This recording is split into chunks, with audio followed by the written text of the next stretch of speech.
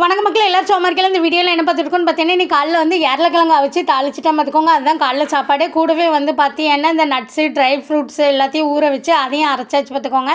அதையும் குடிச்சாச்சு. அதுக்கப்புறம் வந்து பார்த்தீங்கன்னா இந்த ஏரலக்கிழங்குனா மரவள்ளி கிழங்குன்னு சொல்லுவீங்கல்ல நீங்கள், அதை தான் எங்கள் ஊரில் வந்து ஏரலக்கிழங்குன்னு சொல்லுவோம் பார்த்துக்கோங்க.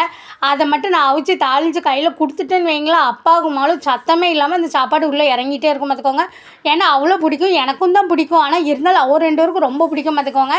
மத்தியானம் வந்து பார்த்தீங்கன்னா இந்த காலையில் தாளித்த ஏரலக்கிழங்கு கொஞ்சோண்டு இருந்தது, அதையும் வச்சாச்சு. வாழைக்காய் பொரியல், அதுக்கப்புறம் வந்து பொன்னாங்கண்ணி கீரை பொரியல், மாங்காய் கோஸ் வச்சேன் பார்த்துக்கோங்க. பாவைக்காய் பொரியல் மாதிரி வச்சேன். அது பொரியலாக இல்லை கட்டியே சன்னமாக வந்தது, அது தொக்கா பொரியலான்னு அதுக்கும் தெரில வச்சேன். எனக்கும் தெரில என்ன டிசைன் தெரில, அது ஒரு தினசம் வந்துட்டு இன்றைக்கி. அப்புறம் குழம்பு வந்து பார்த்தீங்கன்னா சாம்பார். வெள்ளிக்கிழமைனாலே நம்ம ஊர் சைட்லாம் சாம்பார் தானே, அது ஏனே தெரில. வெள்ளி செவ்வாய் யார் தான் இந்த சாம்பார் வைக்கணும்னு கண்டுபிடிச்சா அவ்வளோ தெரியலை. ஏன் மாவுளும் சொல்லுவேன் இதை மாற்ற அப்படிமா. நான் என்னைக்காவது மாற்றி ஏதாவது ஒரு குழம்பு வச்சுட்டேன்னா எல்லோரும் கேட்பாங்க எங்கள் வீட்டில், என்ன இன்றைக்கி சாம்பார் வைக்கலையே, வெள்ளிக்கிழமை அதுமாதிரி சாம்பார் வைக்கலையே, வீடான வீட்டில் வெள்ளிக்கிழமை அதுமாதிரி சாம்பார் வைக்க மாட்டியா அப்படிம்பாங்க பார்த்துக்கோங்க. முருங்கைக்காய் போட்டு சாம்பார் வச்ச பார்த்துக்கோங்க, சூப்பராக வந்துச்சு. எங்கள் சேனலில் சப்ஸ்கிரைப் பண்ணுங்கள் மக்களே.